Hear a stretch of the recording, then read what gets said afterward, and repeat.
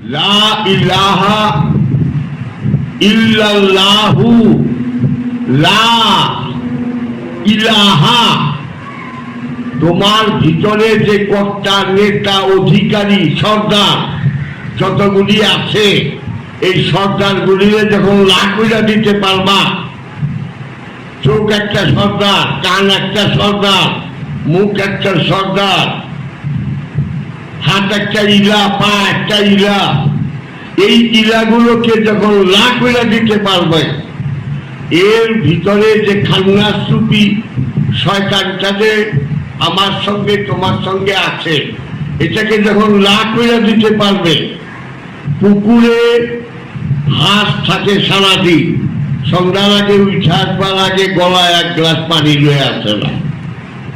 তুমি দুনিয়াতে সেই রকম থাকো হাঁসের মতো, দুনিয়াতেই আছো, অথচ দুনিয়া তোমাকে যেন ওই গলায় বাজার পানি লয়ে আসে না।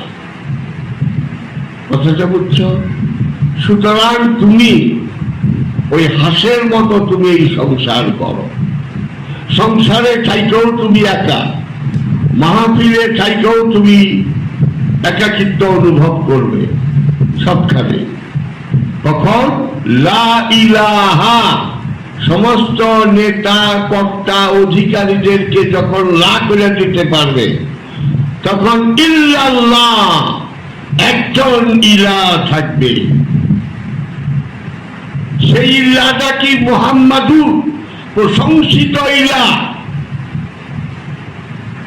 রাসূলুল্লাহ, রসুল রূপে দেখা দেবে।